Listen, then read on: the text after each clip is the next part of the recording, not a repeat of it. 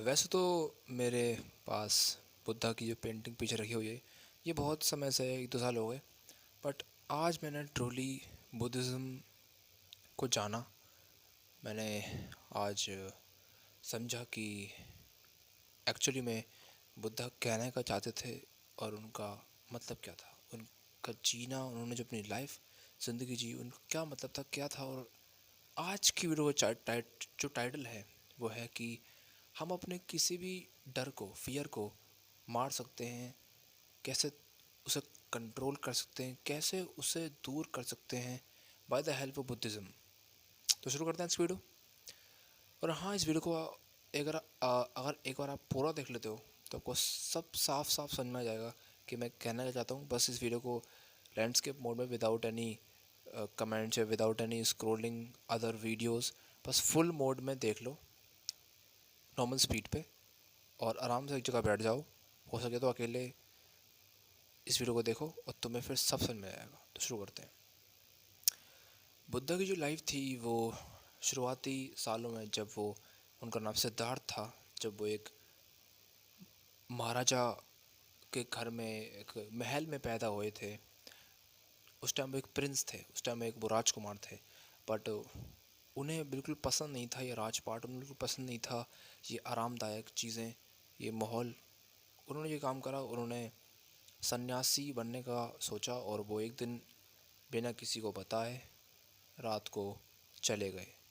उन्होंने फॉलो करा पेन का रास्ता। अब हाँ, बुद्धा जो शुरू में थे वो, उन्हें बस वो चाहते थे कि लाइफ का सच क्या है, ट्रूथ क्या है, बस वो ये चाहते थे। वो जानना चाहते थे कि लोगों को जो पीड़ा होती है वो क्यों होती है और हम उन्हें कैसे दूर कर सकते हैं।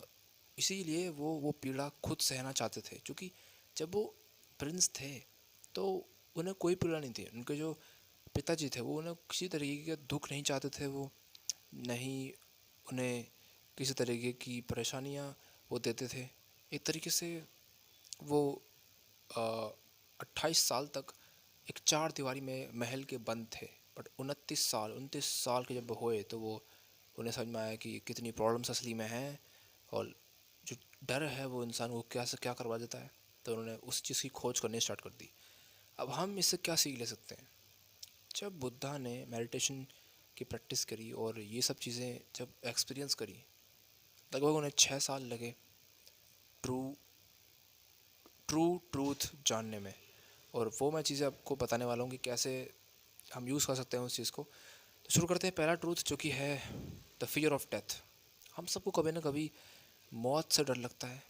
कभी ना कभी मेरे मन में भी ये ख्याल आते हैं बहुत बार कि यार मरने के बाद क्या होगा, मरने से पहले हमने कुछ ऐसे काम तो नहीं करे जिसकी वजह से हमें नर्क मिले या स्वर्ग मिले या कुछ ही ना मिले, या आफ्टर लाइफ के बाद सब साइलेंस हो, या फिर हम अनकॉन्शियस हो जाएं। ऐसे डर कभी ना कभार आपके पास आया ज़रूर होगा। और बुद्धा ने ये जाना कि जो लाइफ है वो प्रेजेंट मोमेंट में ही जी जा सकती है। पास्ट की जो अनसर्ट पास्ट की जो चीज़ें थीं वो चली गई हैं, और जो आगे आने वाली अनसर्टेन चीज़ें हैं जो हमें पता भी नहीं कि क्या होने वाला है, फ्यूचर एक्सपेक्टेशन जो हम रखते हैं उससे भी हम कुछ नहीं कर सकते उसका, बस हम सोच विचार के अपना टाइम ख़राब कर सकते हैं। जो मेन समय है वो है प्रेजेंट मोमेंट। तो उन्होंने प्रेजेंट मोमेंट में रहना सीखा बुद्धा जी ने। और उन्होंने ये सीखा कि हमें अनसर्टेनिटी को, ऐसी चीज़ें जो हम कंट्रोल नहीं कर सकते, जो हम ऐसी चीज़ जो पता ही नहीं है कि है क्या, उन्हें अपना टाइम ख़राब नहीं करना चाहिए। हमें उन पर फोकस करके और उन्हें एम्ब्रेस करना चाहिए। जो थॉट्स हैं, मतलब हम इंसानों को एक दिन में कम से कम 80,000 के आसपास थॉट्स आते हैं और उसमें से ज़्यादातर वो नेगेटिव होते हैं। बट हम ज़्यादातर नेगेटिविटी से आसपास सराउंडेड हैं। इंस्टाग्राम रील्स या यूट्यूब के शॉर्ट्स या जितनी सारी चीज़ें हैं, यहाँ पे हम कंपैरिजन का कीड़ा हमें खाते रहता है। कहने का मतलब ये है कि हम चारों तरफ नेगेटिविटी है, जिसकी वजह से हम कंपैरिजन के जाल में फंसते हैं। परफेक्शनिज्म का कीड़ा बन जाता हमारे दिमाग में आता है कि बस सब कुछ परफेक्ट होना चाहिए। एक बार कैमरा आ जाए तो ही वीडियो बनाऊँगा, गिटार आए तो ही गाना बजाऊँगा, या अच्छे मार्क्स का मतलब यानी कि 90% ही होता है। ये सब चीज़ें परफेक्शनिज्म और कंपैरिजन जब हम करते हैं तो हम प्रेजेंट मोड में हट के पास्ट या फ्यूचर में चले आते हैं। तो हाँ, बुद्धा जी ने ये भी सोचा, ये भी जाना जो उनका ट्रूथ जो उन्होंने बताया था दुनिया को, कि हमें एक्सेप्ट करना चाहिए जो हम कंट्रोल नहीं कर सकते, और जब हम कंट्रोल कर सकते हैं उसे हमें कंट्रोल करना चाहिए। तो हाँ, बहुत सारी चीज़ें और बताई थी, पर मैं जो मेन चीज़ बताना चाह रहा हूँ ना, कि हम अपने फियर को कैसे कम कर सकते हैं, फियर को हमें कंट्रोल कैसे कर सकते हैं। तो दोस्तों, हम फियर को कंट्रोल नहीं कर सकते। ये एक्सेप्टेंस जो भी कहते हैं उसे हमें ये मानना होगा। हम फियर को अपना दोस्त बना सकते हैं। फियर कभी भी कंट्रोल नहीं हो सकता हमारे, मतलब कहने का ये कि हमारा जो ह्यूमन ब्रेन है वो कंट्रोल चाहता है।